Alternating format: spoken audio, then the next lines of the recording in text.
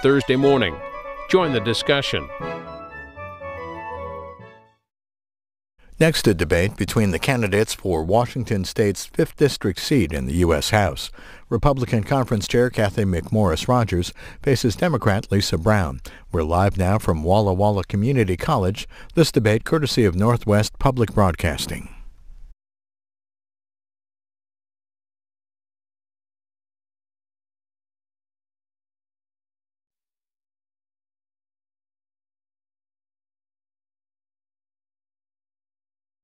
The Canadian border to Oregon.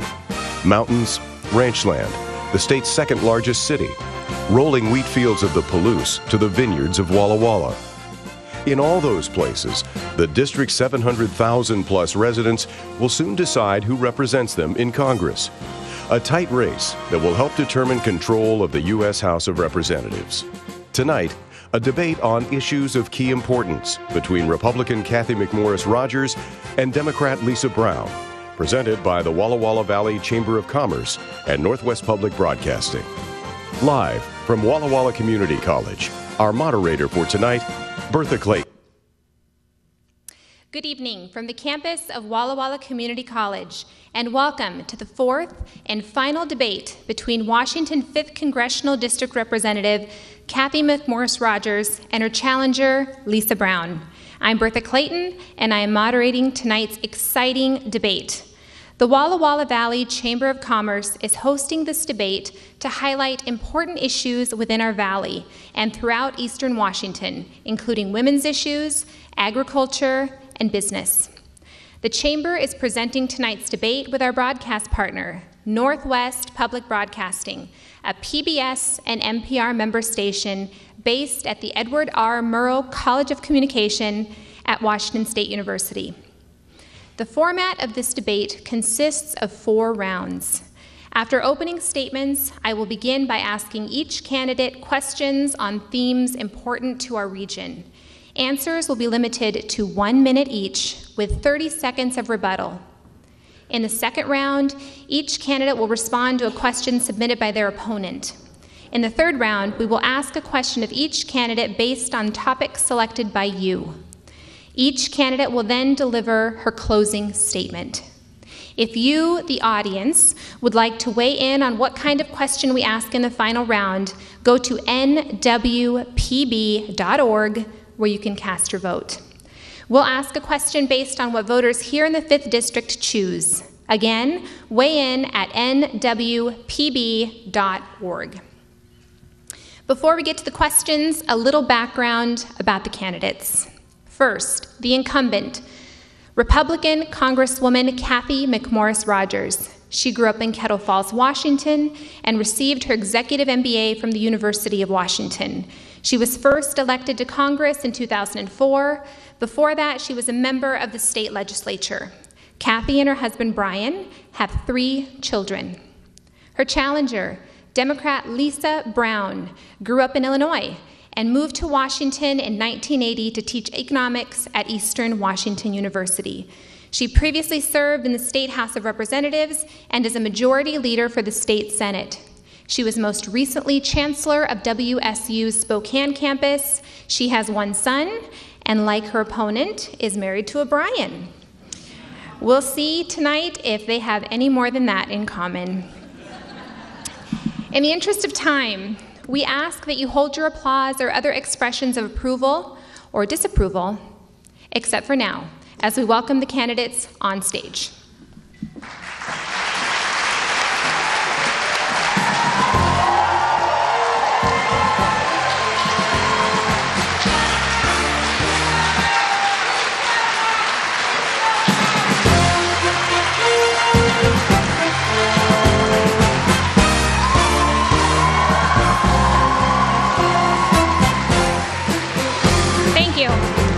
Let's get right to it.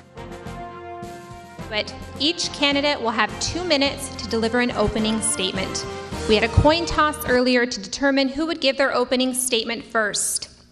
Since Cathy McMorris Rodgers won the coin toss, since Lisa Brown won the coin toss, she's elected to go second. So, Cathy, go for it. Great. Good evening, everyone. And it's great to be at the Walla Walla Community College. Thank you, everyone, for joining us this evening. What a difference 2 years makes. Our economy is booming. And for our friends and neighbors, hardworking men and women throughout Eastern Washington, it means that they have an opportunity for a better life. Good policy leads to good results.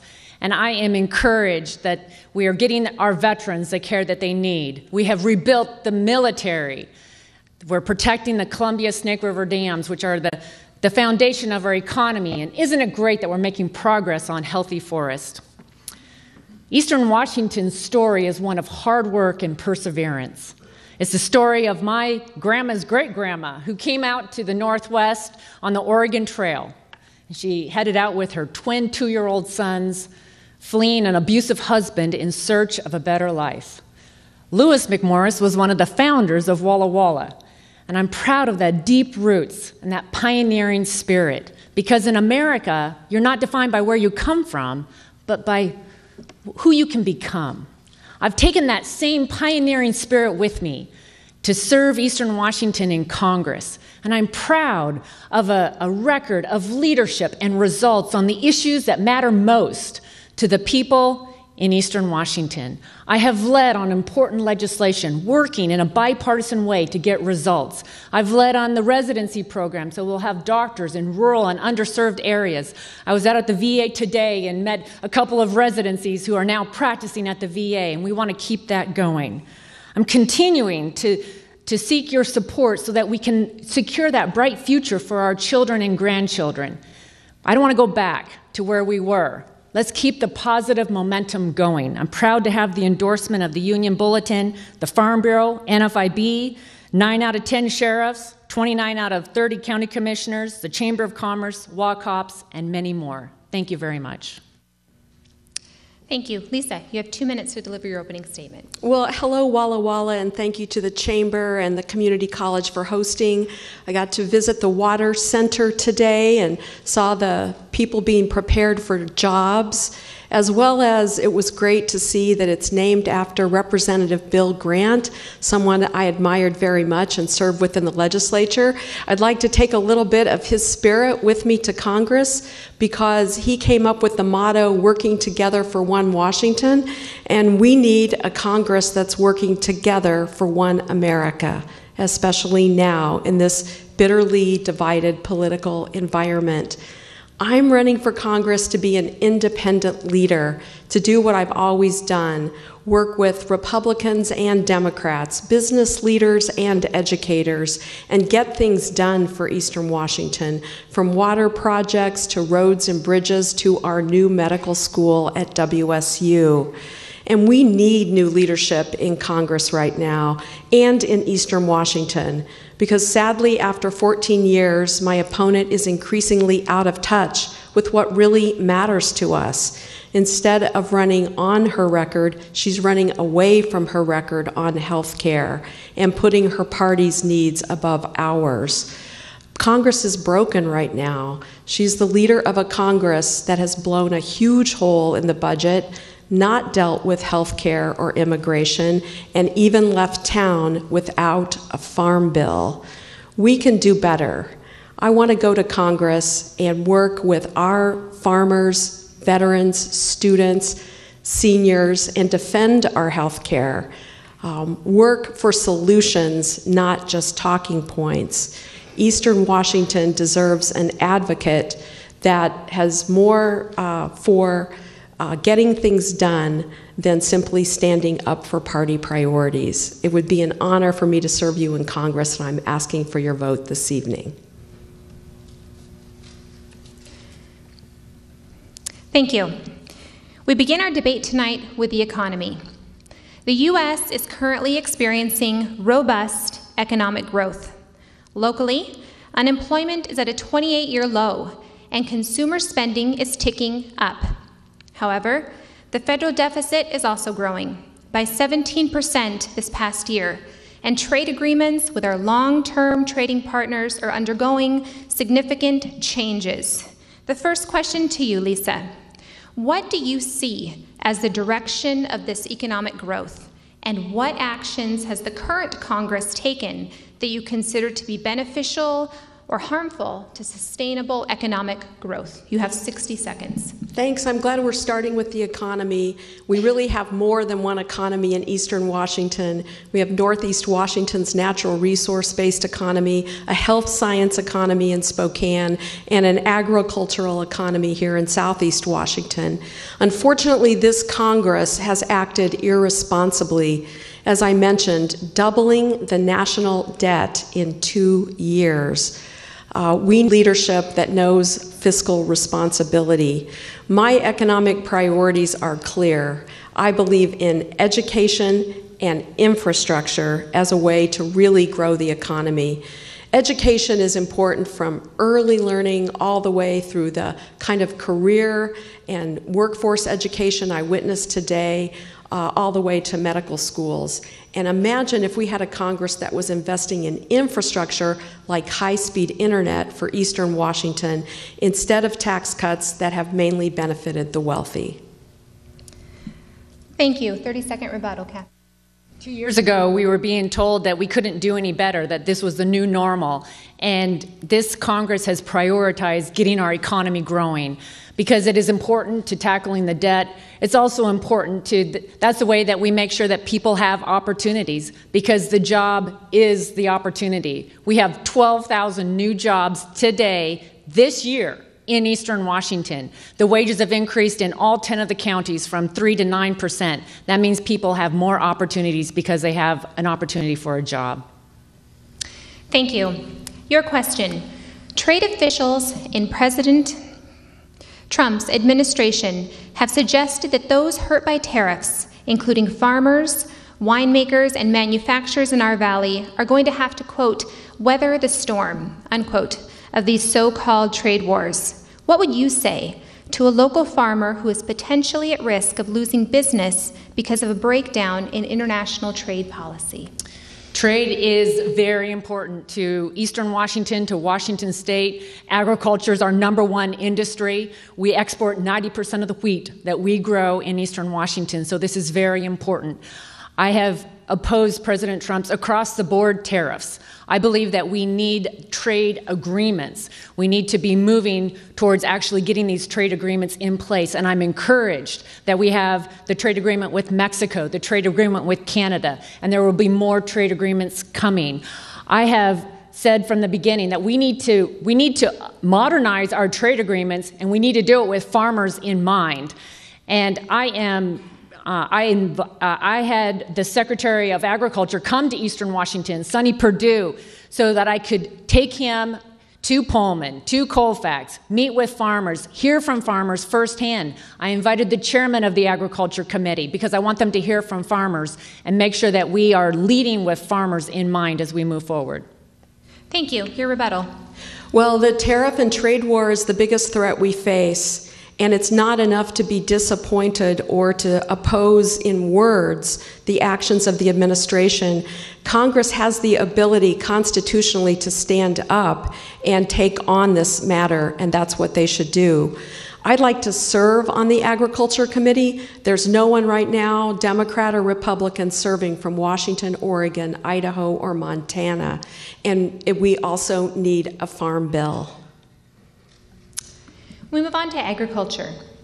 We are here tonight in Walla Walla, which is wheat country, and wine country. Agriculture is both a tradition and the future of this valley. Lisa, you have said that if elected, you want to be a voice for our farmers and ranchers, and that you would put their interests over your party's. What specifically are your priorities with regard to agriculture in this district? And how do you plan to represent and protect our agricultural economy? Well, as I mentioned, first of all, we need a farm bill. And a bipartisan farm bill should not be that difficult to achieve. We've always had one before. And that farm bill needs to include the important safety net for farmers, as well as conservation programs. I think it needs to preserve and protect our anti-hunger nutrition programs.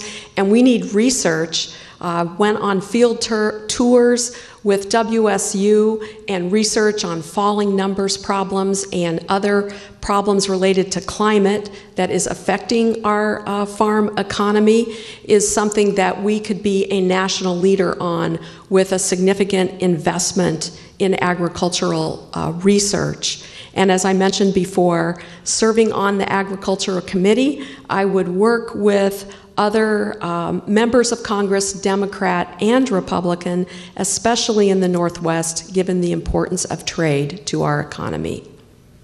Thank you. Your rebuttal. 2 years ago, farmers were very concerned about record regulations that were coming out of Washington, D.C., and that really threatened their ability, whether it was the waters of the USA or regulations on farm labor. Today, we are moving forward with a robust farm economy. And I worked with the Japanese flour mill operators, with the wheat growers, to get an intent to ensure that we could sell our wheat to Japan. For the Farm Bill, my priorities of crop insurance research are reflected, and we will get that Farm Bill done by the end of the year. Thank you. Your question regarding agriculture. A healthy agricultural economy depends on healthy ecosystems. President Trump's administration continues to roll back environmental protections on everything from water, CO2 and methane, coal mining, and other fossil fuel protections. In your view, do the economic benefits derived from the rollback of these protections outweigh the damage to our environment? The Trump administration is not doing anything to roll back the regulations that are going to hurt the environment. They are not lowering environmental standards. They are going to make sure that those standards are in place. But too often what happens is that it is somebody in Washington, D.C., in a cubicle somewhere, that thinks that they know better what's best for Walla Walla and the Walla Walla Valley or for Washington State than the people that actually live here.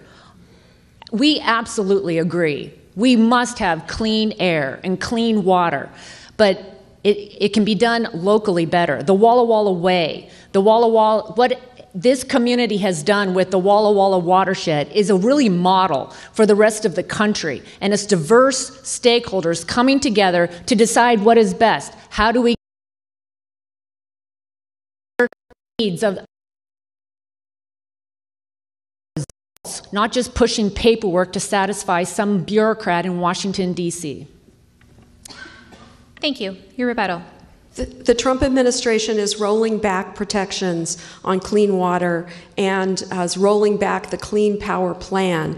We here in Eastern Washington have so much to gain from moving forward with a clean energy economy.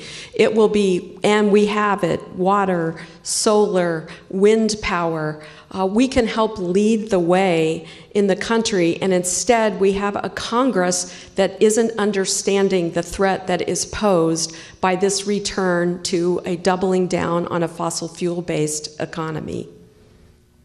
Thank you. Turning now to immigration.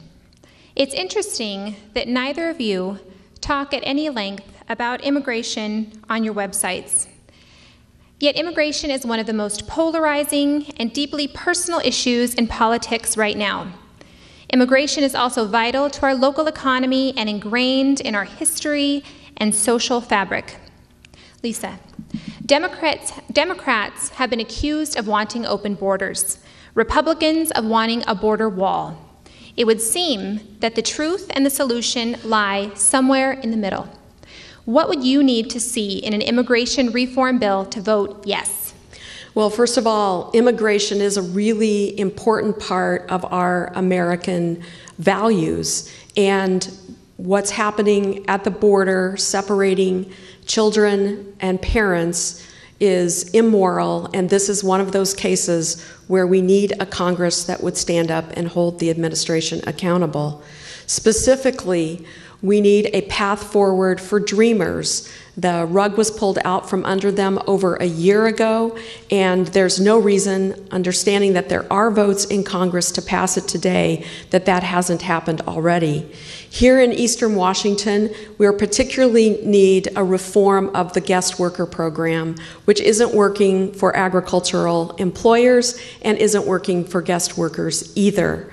And so those are our two priorities that must happen, along with giving people rights at the border for a secure border as well as due process for their legal rights.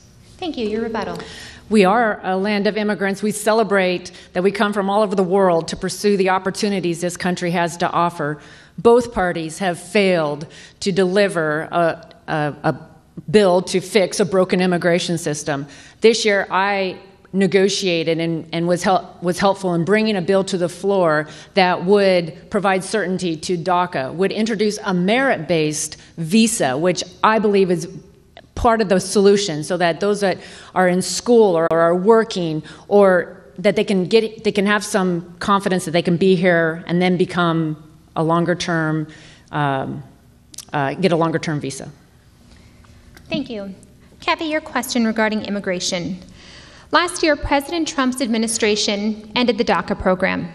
And since then, Congress has not resolved the ongoing crisis in which hundreds of thousands of young people, including many young people in our valley, find themselves. First part of this question is, do you support DACA? And secondly, what do you say to people who ask you, what is going to happen to my family and friends? I have met with many DACA individuals over the last year and beyond that. We've needed to give DACA individuals certainty.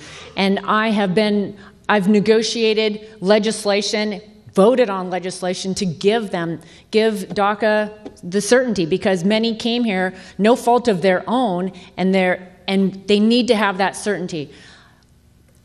90% of those that come to America legally are family reunification, refugees, and we need a merit-based visa. And that's the solution that I have helped draft and supported in Congress, so that if someone was in school, if they were working, or if they had joined the military, that they would be able to get a visa, and then over a period of time get a permanent status, get in line to get citizenship if they would like to do that. That's the part of the solution that I've promoted, and I am committed to working in a bipartisan way to get immigration reform done. Your rebuttal. When? I guess would be my question, because over a year ago you said that these DACA students deserved a path forward, and you're in leadership, and your party is in control of both houses of Congress and the presidency. So there is no reason to be talking about what you support or what you negotiated. Bring the bill forward and it will pass. Thank you. The next question is regarding women's rights. The Me Too movement encourages women to speak up about sexual harassment and sexual violence and hold perpetrators accountable. The movement has also been met with some backlash, with it being criticized as having gone too far. Lisa, what do you think is the proper place for the Me Too movement? Are we making progress with regard to changing the culture surrounding sexual harassment? Or are we actually regressing as a result of a movement gone too far? Well, we're not regressing. We have made progress, but there's so much more to make. When I first moved to Spokane, I joined with others, and we took on the first Women Take Back the Night March to bring up the reality of domestic violence, which was not necessarily talked about, was hidden and swept under the rug. I serve on the board of the YWCA in Spokane, and it is sad to understand how many relationships are severed because of domestic violence and how much family violence there is. And we need to talk about it. We need more than having victims of domestic violence have their stories be told. They also deserve justice and due process. and independent investigations, and we need to hold the perpetrators accountable. And we need to raise our girls and boys in a new way to prevent future domestic violence. Thank you. Your rebuttal. I believe that those that have been involved in domestic violence, sexual assault, sexual abuse, they need to know that they have a place that they can go, and that they can, and that it is a safe place. And that is when the Me Too movement was sweeping the country, we had our own situations on Capitol Hill, and we got some rules changed, we got legislation passed to give staff on Capitol Hill a place where they could go. We established an office that would give them that safe place. I think it's very important that women know that this is not acceptable and they have a place they can go. Thank you. Cathy, your question regarding women's rights. What do you want the future to look like for women's rights?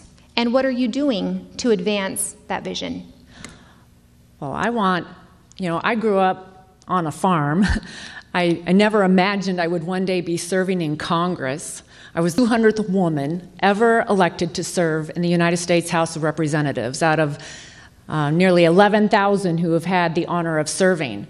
I want every woman to have the confidence that she can be anything that she wants to be. My daughter's in the crowd tonight, and I want her to believe and know that she can be anything that she wants to be. And I believe that it is in America that you can do that. This is the country that has led the world in raising an opportunity. When I was growing up, I never thought about if I was male or female or what opportunities I had because of that. I believed that I could do anything that I wanted to be, and that's what I want for every woman and every man, child in America. And this is the country, the unique country in the world that is possible.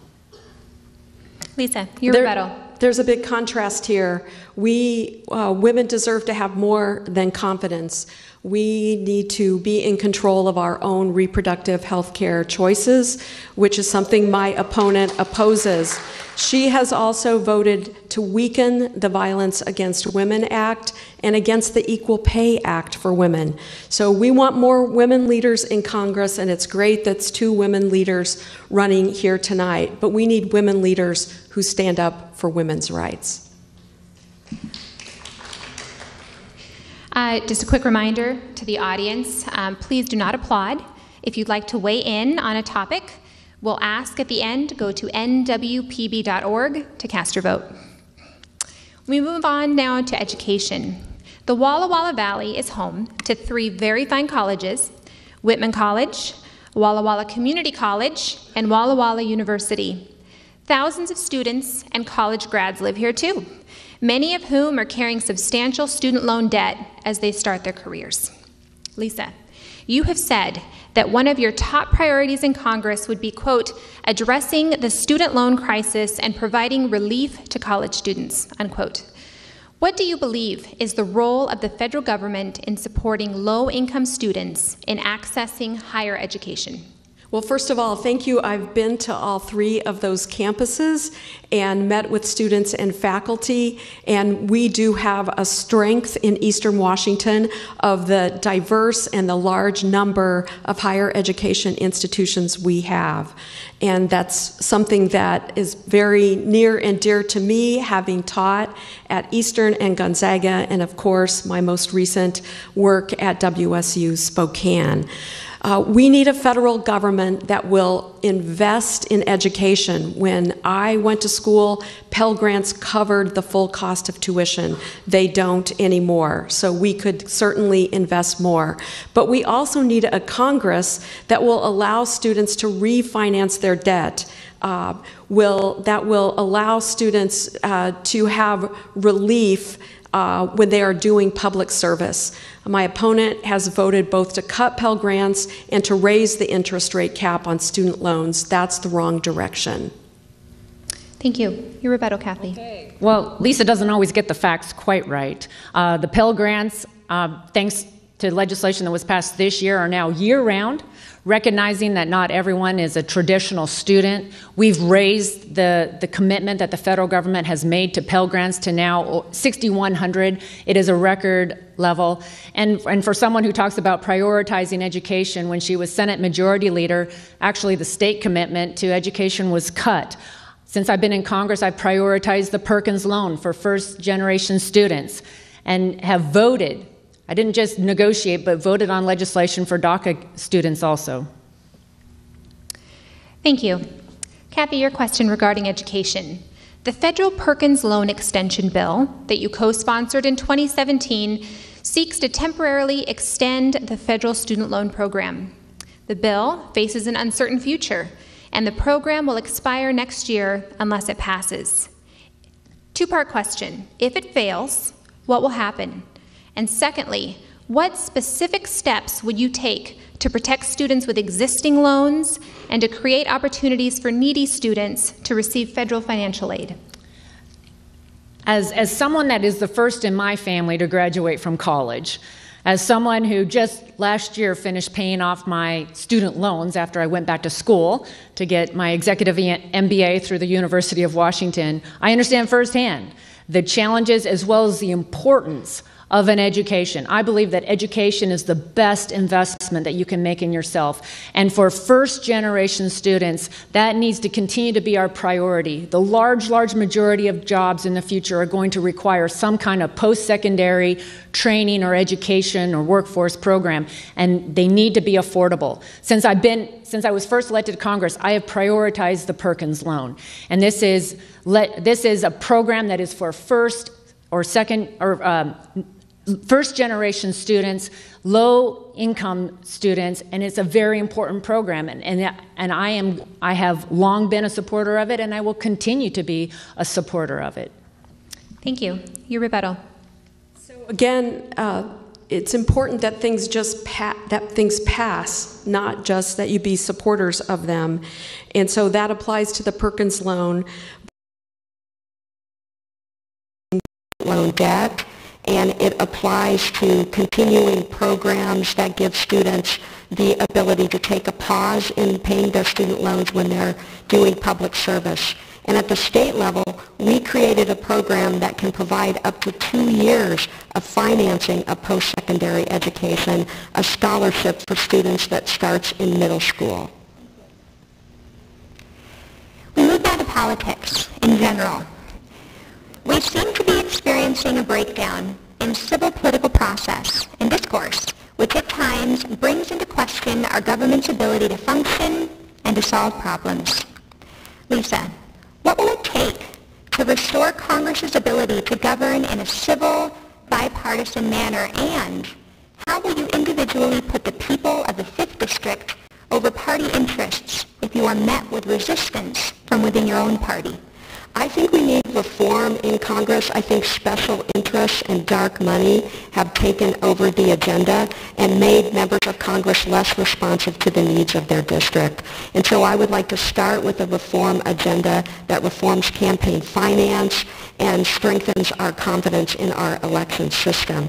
But also, I have a track record of working across the aisle. Democrats and Republicans working together to pass budgets that have created important projects for Eastern Washington.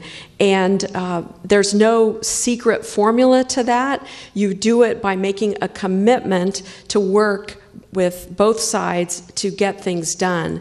But the other thing is that there seems to be a tendency to accept a very low level of political discourse, name-calling, and frankly, accepting leaders who aren't telling the truth. And honesty matters. I think we need, at the base of civility, is also honesty in campaign ads and in civil discourse. Thank you. Cathy, your rebuttal. I would agree that we need honesty in campaign ads, and we need transparency as to who is actually funding campaign ads. My opponent has talked a lot about dark money in politics, and yet the only dark money in this campaign, as far as television ads are concerned, is dark money that came in to oppose me, and they were they were wrong. They talked about me separating families at the border. That's not true. They suggested that I want to cut Social Security and Medicare. That's not true. So we absolutely need to do a better job. Thank you. Cathy, your question. In the wake of the Brett Kavanaugh confirmation hearings, you stated, quote, "We must find ways to heal and come together as Americans, that the us versus them mentality will only further divide us, and I'm calling for that to end," unquote. Your question. As a high-ranking member of your party, what actions are you taking to further bipartisanship? Thank you. First, I would like to highlight that in this Congress, 68% of the bills that President Trump has signed into law have enjoyed bipartisan support. It's a 20-year high, and it was the leadership in the House that was really insisting that the committees do their job so that Republicans and Democrats on the committees could introduce the amendments. And what happens is that you find more common ground. 68% of the bills signed into law enjoyed bipartisan support, a 20-year high. Of the legislation that I've introduced this last year, 10 bills that have been signed into law or passed the House, 6 signed into law, from hydropower to healthcare, from veterans to military, agriculture to forestry. All of the legislation that I've introduced has enjoyed bipartisan support. I am very concerned about the political discourse. I have led in having unity dinners here in Eastern Washington. I also helped organize a unity dinner in D.C. at Mount Vernon, where every Republican was challenged to bring a Democrat, every Democrat a Republican. If we can't talk to each other, we're not going to be able to solve problems. Thank you. Your rebuttal. It's not the number of bills, it's whether or not it's bills that really matter, that are addressing the issues that matter today. And let me just repeat, no farm bill, no immigration bill, no bill to address the cost of prescription drugs or the healthcare cost crisis we're experiencing. Working together in a bipartisan way means actually not blocking the bills that are brought forward by the other side, but bringing them forward for votes. I did that in the legislature, and we could do that in Congress. Thank you. Prior to this debate, each candidate was asked by the Chamber of Commerce to submit a question to be asked of her opponent. For this portion, we'll have each candidate answer in 60 seconds without a rebuttal from your opponent. Lisa, your question from Cathy is, why did you choose to ignore the will of the people and sue the voters of Washington State to make it easier to raise taxes? So this is about an initiative that required a 2/3 vote to even close a tax loophole. I believed it was unconstitutional, and our state Supreme Court found it was unconstitutional. But the real issue here is who's balanced budgets, who's made tough decisions in a recession to actually cut programs, work with the other side of the aisle, and get things done, still living within our means. And that's what I've done. I've always supported fair taxes, not taxing the middle class. Thank you. There is no rebuttal. Cathy, your question from Lisa is, protections for people with pre-existing conditions came about because of the Affordable Care Act, which you have voted dozens of times to repeal. When it is pointed out that your votes have threatened people with pre-existing conditions, you take offense. But what specific actions have you taken to protect people with pre-existing conditions? Protecting those with pre-existing conditions is supported by both Democrats and Republicans. This is an issue that we agree. And the legislation that I have supported protected those with pre-existing conditions. It said that no one could that no health insurance company could refuse to cover someone because of a pre-existing condition. No health insurance company could increase premiums because of a pre-existing conditions. And in fact, I have a son. We have a son who has a pre-existing conditions. And it is fundamental to me. Any healthcare reform must protect those with pre-existing conditions. The reasons that I voted to repeal and replace the Affordable Care Act is because although it was well-intentioned, it did not fulfill the promises. Premiums have gone up. It is not fair that today in Eastern Washington, individuals, families, small businesses continue to see double-digit premium increases when we were told that premiums would come down. They said $2,500 for the average family. We were told that if you liked your health insurance plan, you could keep it. We were told that if you liked your doctor, you could keep your doctor. But it didn't happen. We need health care reform in America. Everyone must have access to quality and affordable health care. It's very personal. I'm not interested in a government-run, one-size-fits-all approach. It needs to be personal and individualized to meet your needs. Thank you. Now it's time to hear the topic you all wanted to know. Our poll on nwpb.org revealed that our audience wants to know more about climate change. Here is the question based on the topic people voted for. And this will go to Lisa. How do you plan to use a position in Congress to address the very real challenges presented to our region, country, and planet by climate change? Well, first of all, I would make my views known that the administration is going in the wrong direction. It was wrong to withdraw from the Paris Climate Accords, and it's wrong to roll back the Clean Power Plan. I would like to be in a position of leadership for our country in standing up to those who are, in essence, deniers that climate change is even occurring. It's one of the largest threats we face on the planet.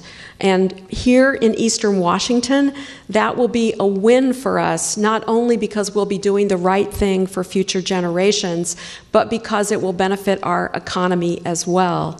So I will listen to scientists. I will work with stakeholders here on specific federal projects that can move us forward, research as well as specific infrastructure projects. An infrastructure project could be a clean energy infrastructure project. Just like I did at the state level when we worked to clean up land on the Spokane Indian Reservation contaminated by uranium mining. We worked to clean up the Spokane River.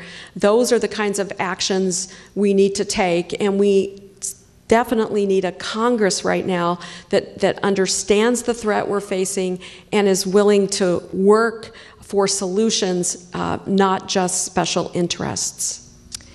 Cathy, you will have a 30-second rebuttal to Lisa's position, and then you will have a minute 30 to provide an answer of your own. Okay, thank you. Well, first, I too believe that we should listen to the scientists. We must understand what is driving our climate and driving the changes in our climate. I believe that we must be good stewards. I am proud that America has led the world in bringing down carbon emissions over the last 20 years by our ingenuity and new technology, the continued research. And I think that is a better way than mandates from Washington, D.C. Thank you. I'm going to ask you the question again. Okay. For your own response, and it is, how do you plan to use a position in Congress to address the very real challenges presented to our region, country, and planet by climate change? I am proud that Eastern Washington is leading the country and the world, actually, in clean energy solutions. And I have been a champion for hydropower. 70% of our electricity comes from hydropower, and hydropower is clean, it's renewable, it's reliable, it's affordable. It's really part of what has made us competitive, but it's also resulted in us being one of the cleanest, greenest states in the country. And I have led in hydropower relicensing, major legislation that will address how long it takes to relicense one of our hydro facilities. We've invested in research, new fish turbines and fish ladders so that the fish runs now are better today than they were when the dams were first put in. Dams and fish coexist, and we could double hydropower electricity without building a new dam simply by investing in new technology. I have promoted biomass. We have many beautiful forests in Eastern Washington. Biomass is another solution and and promoting it is something that I've done in Congress. Hydrogen fuel cells, in the tax legislation that was passed, I helped get a provision in there that will encourage hydrogen fuel cells. These are just some of the many solutions that Eastern Washington is leading, and I am proud to be a champion for all of them and others, wind and solar and other battery solutions here that come from Eastern Washington. Lisa, you have a 30-second rebuttal. Well, when I was chair of the Energy Committee at the state level, we did put in place standards that reduced our reliance on coal. We put into place the rules that allow you to run your meter backwards and incentives for wind and solar. But Cathy is wrong. This nation is not leading. This nation is absent from the international stage, and we are the second largest emitter of carbon in the world. We need national leadership on this issue. Thank you. We move now to Native American issues.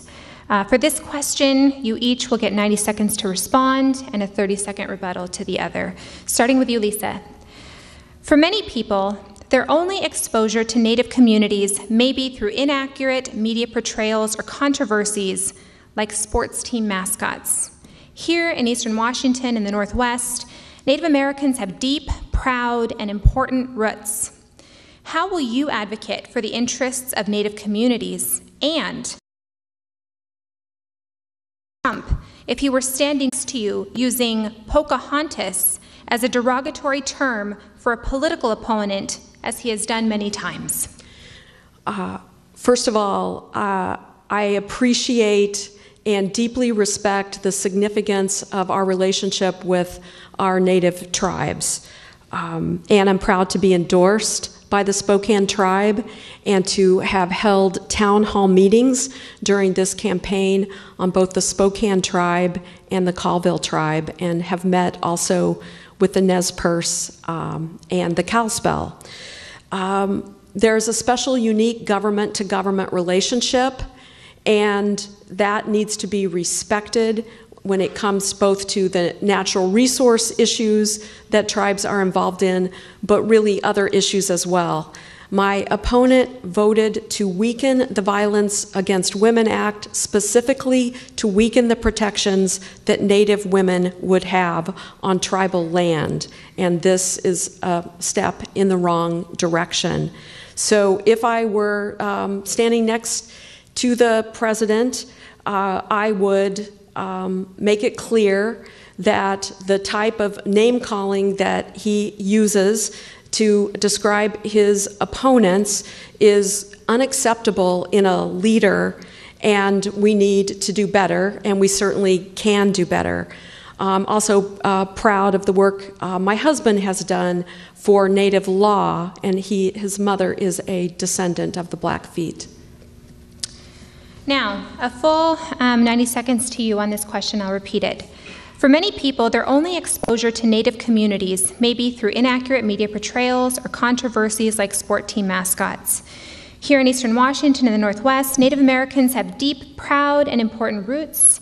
How will you advocate for the interests of Native communities, and how would you respond to President Trump if he were standing next to you using Pocahontas as a derogatory term for a political opponent like he has done many times? Thank you. And I have worked with the tribes of Eastern Washington and many others on many issues.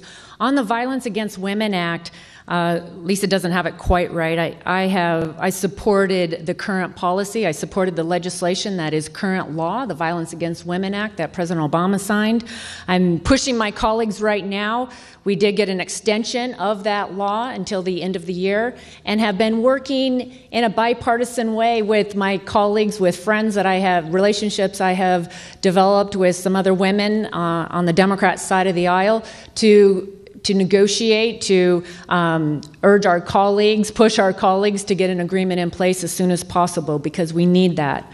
I have led on legislation to help the tribes that have declared a state of emergency right now because they can't recruit doctors onto the reservations. Both the Spokane and the Colville tribes have declared a state of emergency, and I'm actively working with them to get more residencies onto the reservation with working with Indian Health Services so that we can get more doctors. If we can get more residency there, then they're more likely to stay there and actually practice over a longer period of time, which is very important. And I led on that legislation, and we got it signed into law. I've worked with the tribes on natural resources issues and really highlighted some of their forest health practices that are a model that I think the federal government should follow. Thank you. 30 seconds. Yes, first of all, with respect to the Violence Against Women Act, instead of reauthorizing it, it was cynically extended till just after the election. So it will depend on who is in the majority in Congress as to what happens next. And Cathy did introduce the substitute bill personally that would have substantially weakened it. When I have met with tribes, one of the top issues I've heard about is the importance of high-speed internet. They've been left behind, especially in our rural communities. 30 seconds to you. Well, on the Violence Against Women Act, I have led on making sure that it is reauthorized, that it is extended. I push my colleagues to get the extension that is in current law. And it is a priority, and I am confident that we will work on that. My colleague Debbie Dingell actually approached me this summer, a Democrat from Michigan, and said, Cathy, let's do this. Let's get it done, and let's show America that we can get it done. And that's the kind of can-do, get-it-done approach that I bring to Congress. Thank you. Now we move on to LGBTQ issues. And Cathy, you will have 90 seconds to answer this question. Washington was among the first states to legalize same-sex marriage by popular vote. Since then, the U.S. Supreme Court has made same-sex marriage legal in all states. But many other issues of importance to LGBTQ Washingtonians remain, such as no federal law prohibiting workplace or housing discrimination on the basis of sexual orientation or gender identity. Your question: do you support updating federal law to include such protections? Why or why not? Yes. So I personally believe that marriage is between a man and a woman. I respect that the Supreme Court has ruled, that the state of Washington has taken action, and I respect that same-sex marriage is now the law of the land.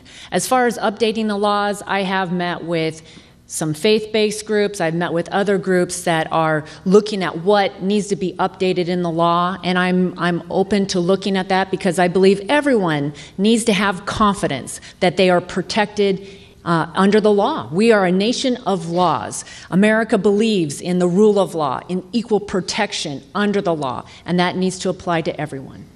Thank you. Lisa, 90 seconds. Do you need me to repeat the question? That would be great. Thank you.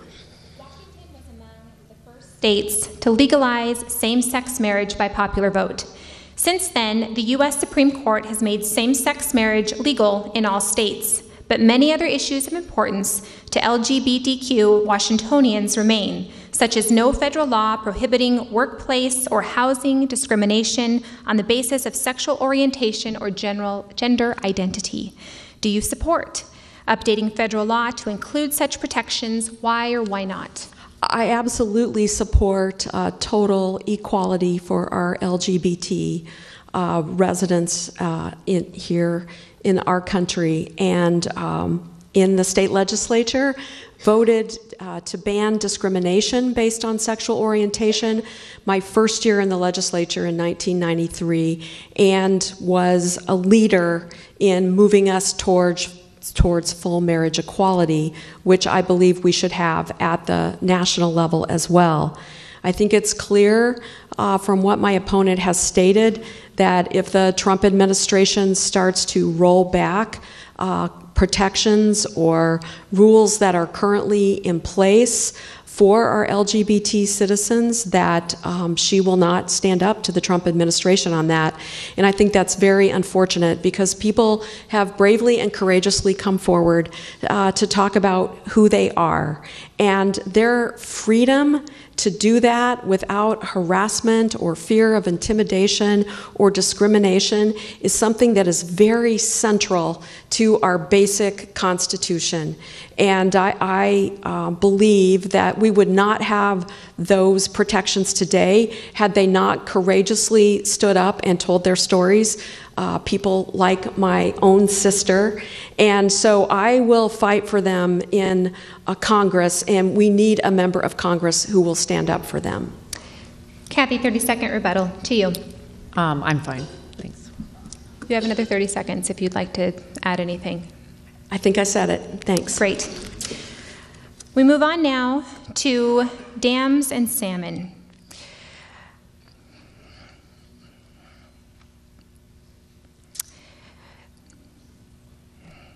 I'm sorry, we've run out of time. We're going to have to go to closing statements. And the first closing statement will be from Cathy. Cathy, you have 2 minutes. Okay. Well, thank you, everyone. The American way has done more to lift people out of poverty, raise the standard of living than any other country in the world. And I wake up every day focused on making sure that that dream remains alive for the people of Eastern Washington. America was built on hard work and perseverance.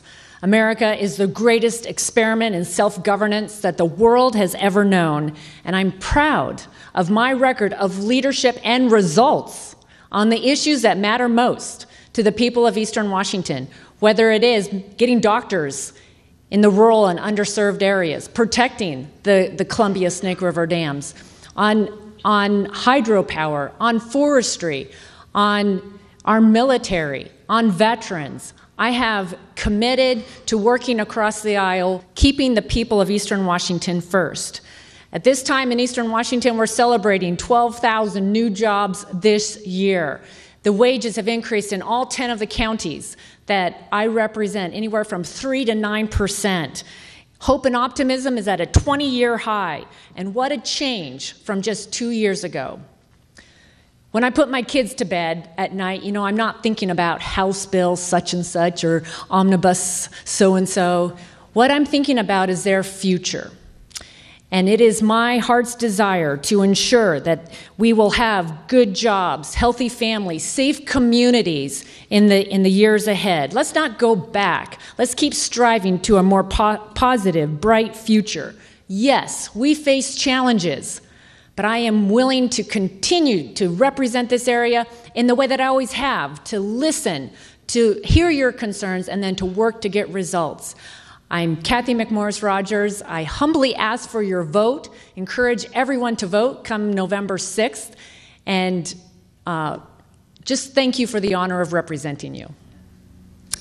Thank you. Lisa, 2 minutes to deliver your closing statement. Thank you, everyone, for being here or participating at home. You're doing it because you care about your country and you care about the future of Eastern Washington, and there is a lot at stake this election. You wouldn't know it to hear my opponent talk, but farm income is at a 14-year low, and our farmers are currently paying the price for the Trump administration's misguided trade policies. The Republicans in Congress have voted to remove protections for pre-existing conditions and have talked again about repeal of the Affordable Care Act. With the huge national deficit, we are facing that the target will now be on Social Security, Medicaid, and Medicare safety nets that must be protected for our seniors. This election in some ways is bigger than politics. It is about where our country goes and what kind of Congress we have in the future. I think it's more than about me and Cathy as well. There's a lot to choose, so I encourage you to vote. Choose our children in your bond that's here in Walla Walla, in school and fire levies all across Eastern Washington. You've got those choices to make.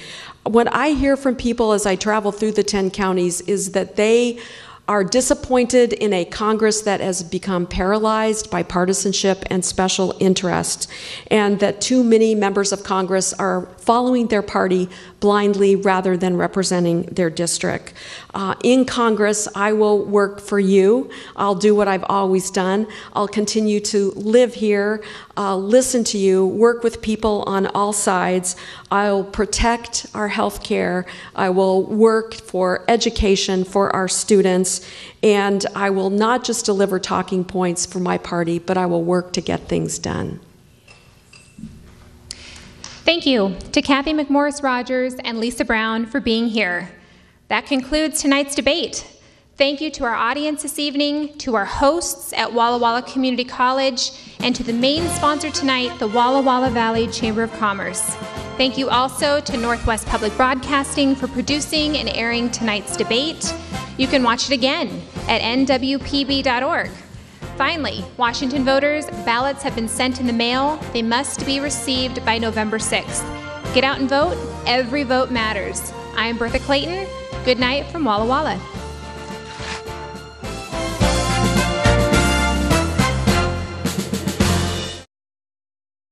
With the midterm elections just days away, watch the competition for the control of Congress on C-SPAN. See for yourself the candidates and the debates from key House and Senate races.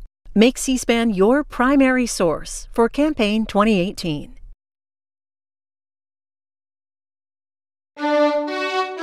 C-SPAN's Washington Journal, live every day, with news and policy issues that impact you. Coming up Thursday morning, Democratic strategist Steve McMahon and Republican strategist Todd Harris talk about the best and worst political ads of the 2018 elections. And Boston College Law School professor Ray Madoff joins us to discuss estate and inheritance tax laws. Be sure to watch C-SPAN's Washington Journal, live at 7 Eastern Thursday morning.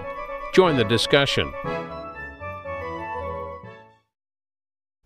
Here's some of what we're covering Thursday on the C-SPAN networks. At 10 Eastern on C-SPAN, a Brookings